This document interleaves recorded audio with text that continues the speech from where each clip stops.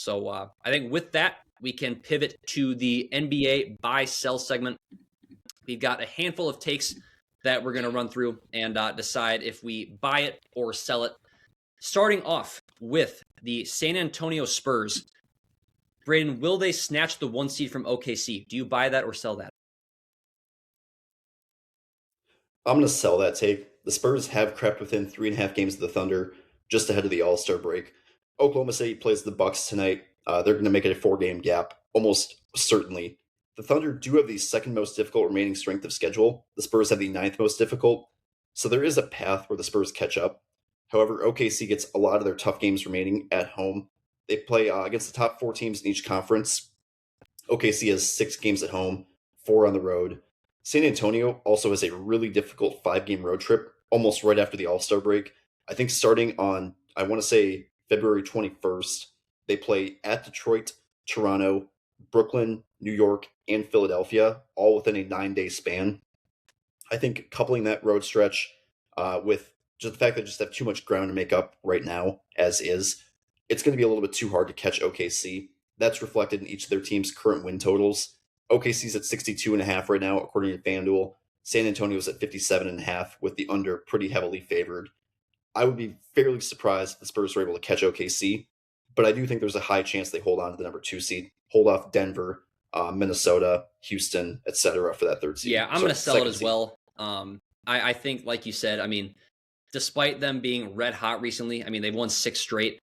I think OKC is still the better team. And I remember earlier this winter/fall, whenever it was that we talked about it, when OKC was like 20-1 or something like that. And we were talking about, okay, is this, a 75-win team? They were not. But I still think that this is comfortably probably the best team in the Western Conference. And so despite the Spurs being very, very talented, I think OKC is going to hold on to it. So I'm with you. I will sell that for our first take. Take number 2, the Charlotte Hornets will ride their hot streak to a playoff appearance. Braden, do you buy that or sell that? As cool as it would be, I'm going to sell this one as well. The Hornets are on a 10-1 stretch in their last 11 games. That included their first 8-game win streak since the PS2 was released in March of 2000. I don't know if you're familiar. I'm sure you're familiar with Jay Kuda, who makes all these like graphics and stuff on Twitter. He had one that he made with the Hornets a couple of years ago, and finally they are off of that list. They've catapulted from 12th place in the East all the way up to 9th. They were 7 games back of the 8th-seeded Miami Heat on January 21st. They're now just 2.5 games back. During this 11-game stretch, they've had some really nice performances. Brandon Miller's averaging 22, 6, and 3 with 2 stocks per game, shooting 38.5% from 3. LaMelo Ball, 19, 4, and 7, shooting 37.5% from 3, although he's only at 38.9% from the floor over that stretch. Con Knipple is showing that he is the second best rookie in this class, at least so far. 18, 6, and 4 per game from him. He's shooting a blistering 44.2% from three-point range. And you have a great center rotation in Musa Diabate and Ryan Cockburner. They combine for 16.3 points and 15.2 rebounds per game. However, I think Charlotte is just a little bit too far back. I think they lost too much at the beginning of the season. They're 4.5 games back of the 6th-seeded 76ers right now. They need to pass Philadelphia for a chance to avoid the play-in.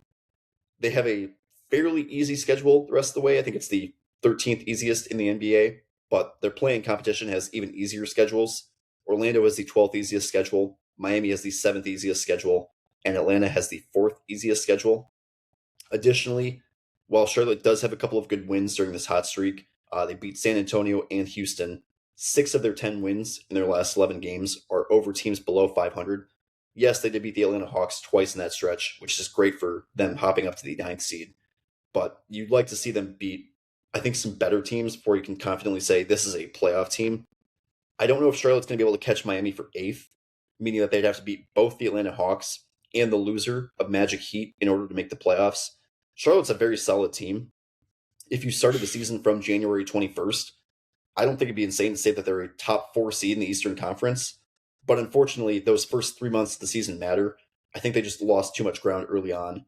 I don't know if they're going to be able to make the playoffs. I tend to agree. I feel very good about them making the play-in, obviously, like you talked about.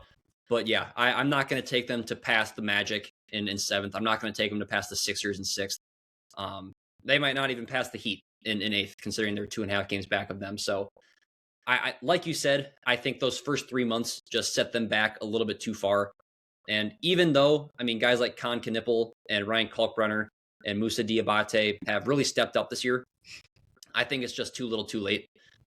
So I'm with you. I'm probably going to sell that as well. Although it would be really fun. I think the Hornets are a really fun team to watch and definitely could be back in the playoff conversation in 2027.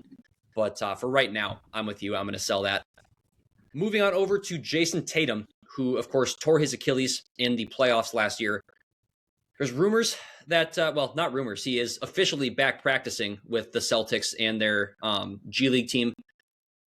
Braden, do you buy or sell that Jason Tatum will play in an NBA game this season? I'm going to buy that take. I thought Jason Tatum had no chance of playing in the 2025-2026 NBA season back in October. I thought the Celtics were going to struggle a little bit, and it was going to be basically a lost season for them. Instead, they're currently third place. No, actually, they're second place, I think, in the Eastern Conference. Might need to fact check on that. I know it's them and the Knicks who are like neck and neck for second place behind Detroit.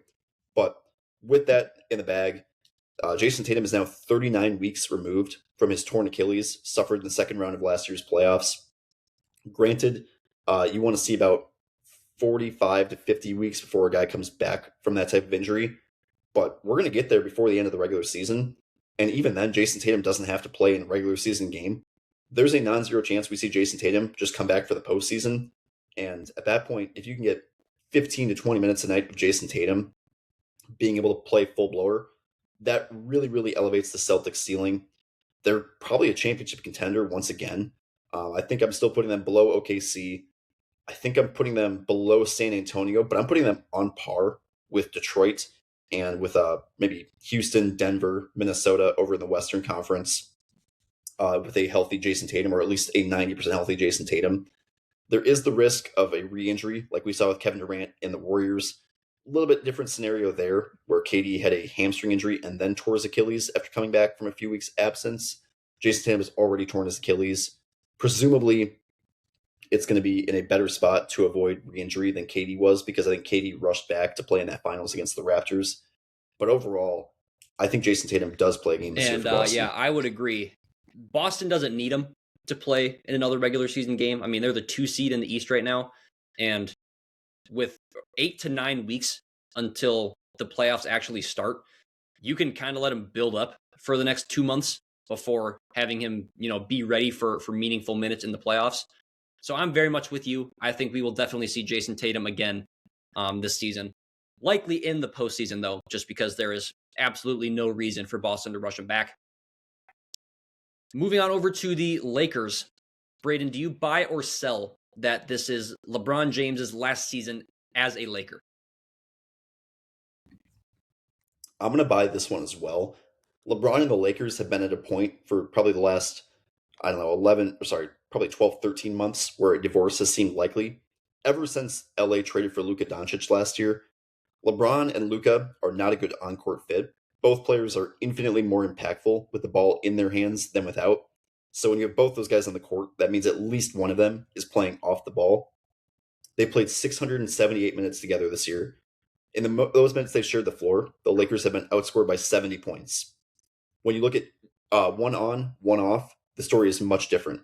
With LeBron on the floor and Luka off the floor, the Lakers have outscored opponents by 41 points in 484 minutes.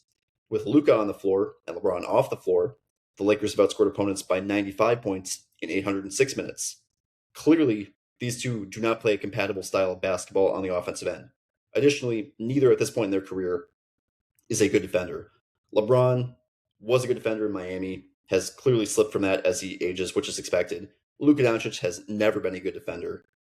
I think LeBron, with him going to be a free agent this offseason, the Lakers might not even want to re-sign him. LeBron's still a very good player, probably fringe All-NBA caliber at this point in his career at 41 years old.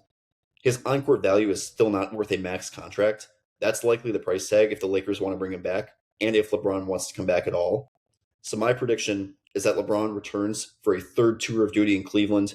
He gets to play out his farewell tour with one final season with the Cavs. The Lakers are going to use their cap space that he leaves behind to surround Luka Doncic with players that are a better fit for Luka's style of play. Additionally, I think LeBron would probably take a little bit of a discount in order to play one final season with the Cavs. That's probably the best resolution for And all yeah, I could see parties. this being his last season in the NBA, flat out. But I definitely agree. I think it's his last season with the Lakers. I like your idea of a Cavs reunion, but I mean, you could just feel with the Luka Doncic trade that that was focused for post LeBron. So I think the writing's been on the wall. I think this is probably his last season in LA. But like you said, I definitely could see a Cleveland reunion coming as a result of that. And then the last buy sell take that we've got for today's episode, the NBA has been supposedly talking about adding a couple of expansion teams coming up here. I believe Las Vegas and Seattle, if I'm not mistaken, are the two primary places. Braden, do you buy or sell that the NBA will confirm those two expansion teams in the offseason? I'm going to sell this take. The NBA is absolutely going to expand in the very near future, but I think that this summer is a bit too early to fully commit to it. Shams actually tweeted as we were recording, the NBA's Board of Governors meeting in the spring is expected to be critical for stakeholders to better understand the factors around expansion. To me, that sounds like they're at least 1 year off from fully announcing these expansion teams. We also just got the news in the past couple of days that the NBA is seriously considering expansion at all. It's been floated for a couple of years, but it's always been pretty speculative up until now. There's a lot of other steps that need to be finished before expansion can officially be announced. First and foremost, you have to get ownership groups in line. You're not going to announce an expansion team without announcing who's going to be owning the team. I assume this is going to take some time where the current owners are going to want to vet these potential new owners in likely Vegas and Seattle. Additionally, you either have to construct, renovate, or sign leases with arenas. That's going to take a little bit. Even though some of these items can be solved after expansion's announced, I think there's just too many boxes to check for the league to confirm expansion this summer. In addition to those other ones, you have a lot of other stuff as far as logistics. Like, I mean, getting just, players are, I don't know what to say at this point. I'm going to cut this to the end, but we'll go over to Yeah, you. and I don't have a whole lot to add. I kind of feel like, you would be seeing a lot more steps take place now, like you said, than there actually are. So it seems like it's coming in the near future, the expansion to 32 teams. But yeah, I'm with you. I'm going to sell the idea that it takes place this offseason. And I'm going to say it's much more likely that it takes place either next offseason or the offseason after that. Or I guess even further down the road. I don't know. I don't know what it's going to look like. But yeah, I moral of the story, I sell that take as well.